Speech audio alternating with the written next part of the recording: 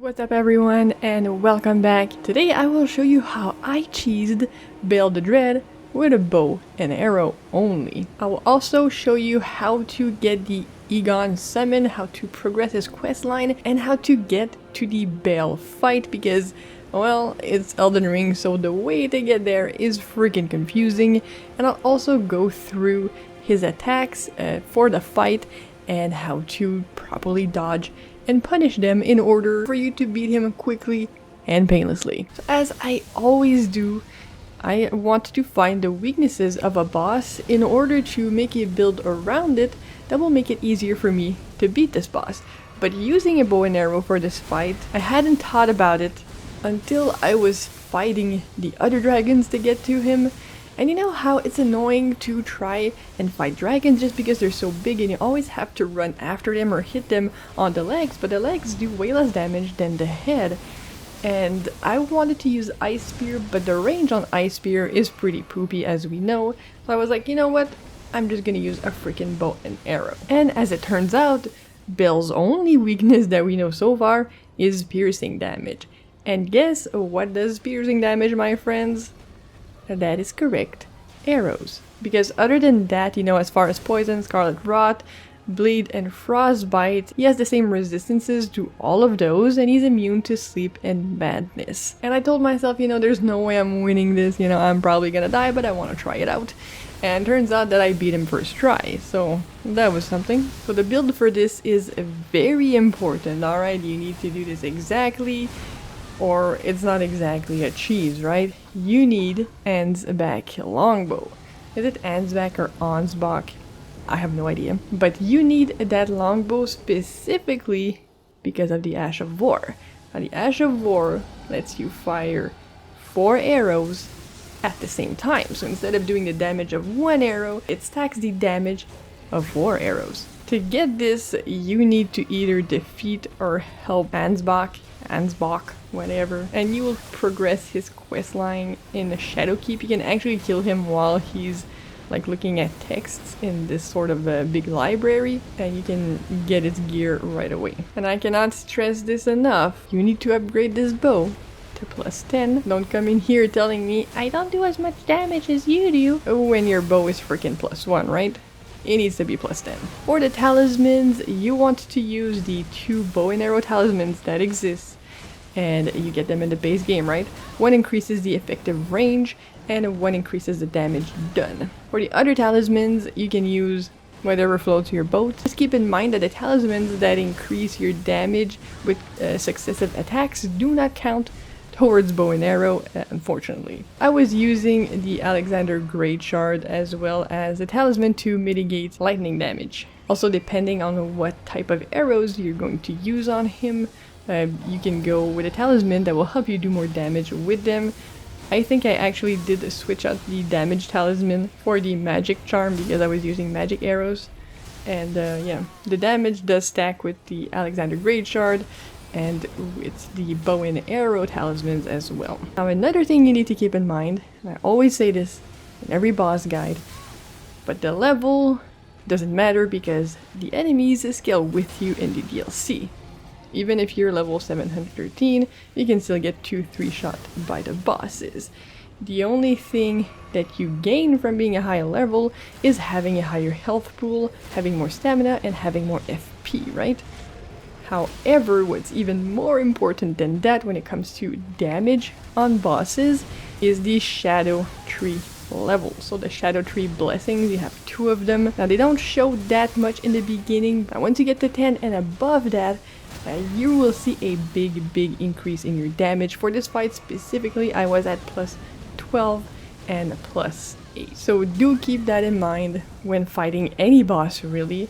But I would say that 300 plus is kind of a good range because you have, or you should have, all the necessary resources that you need. And for this build, of course, it doesn't use a lot of strength. It's a dex weapon because it's a bow and arrow, so you can do a dex and whatever type of damage you want to do build, right? For me, it was dex and intellect because I was using magic. So that is all you need to know about the build and the cheese strategy. And the thing is, because you're able to shoot him right in the face at a distance, at a safe distance might I add, you will do a crap ton of damage.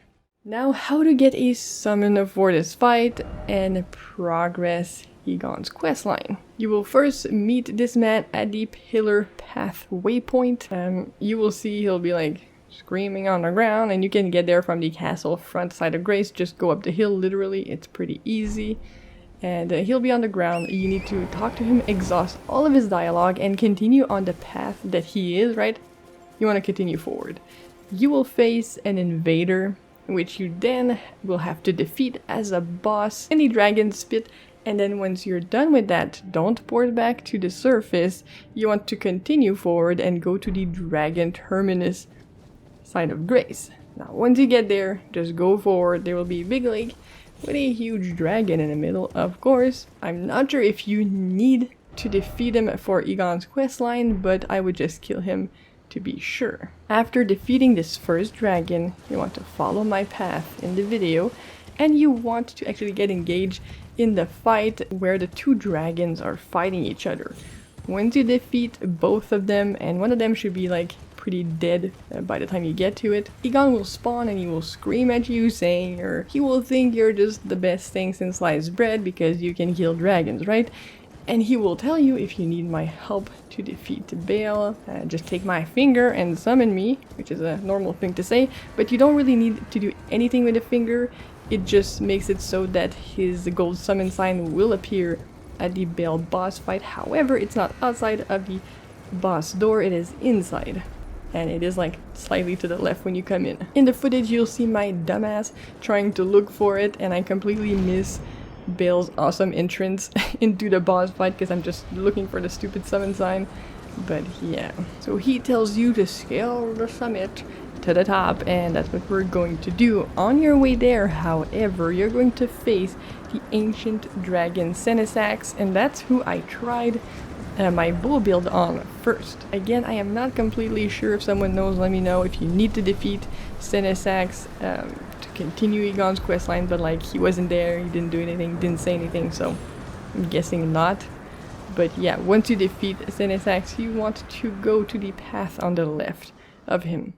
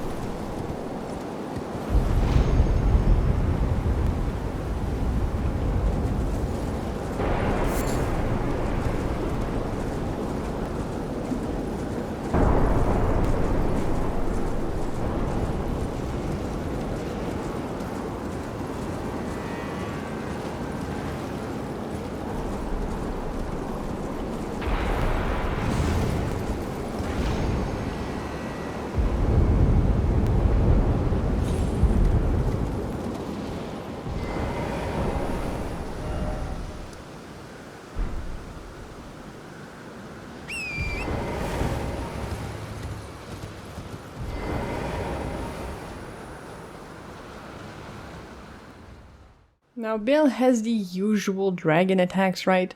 Where he goes for up close bites, where he spins around and hits you with his tail, but everything else is pretty different. So he uses lightning attacks as well. So I'll tell you the attacks to look out for and how to avoid them, but keep in mind that I only fought him once, right? Because I beat him right away, so it's not like I have the most experience fighting him, but I did figure out some stuff during that fight regardless, right? So he will send out some fire and lightning forward, which you need to dodge to the right or to the left. He also has chain of attacks with his kind of broken wings, you know. He stabs the ground and he'll hit you twice, and then he'll actually do a lightning attack. And for these lightning attacks in phase 1, all you need to do is roll as the impact happens. But sometimes after the lightning attack he does with a broken arm, wing or whatever, he will also go for a bite. So be on the lookout for that. And honestly, I don't think phase 1 is very hard. You know, that's most of the stuff that he does. He's very slow, it's easy to dodge. Now in phase 2, a lot of his attacks change. So his chain of attack with his broken wing, he will hit you twice, and then he will hit the ground and there will be an AoE trail of lightning. That AoE trail always goes forward, so you need to dodge it either left or right in order to avoid it, because if you dodge it backwards or, you know, in front of him, well, it's gonna hit you. He also does a fire breath that goes from left to right, so it kind of sweeps the ground, and that's pretty easy to avoid. Roll as you go into it to avoid it. Now there is one huge attack that he does, and man does it ever freaking hurt if you don't dodge it correctly. Now the thing is, it's a massive AoE.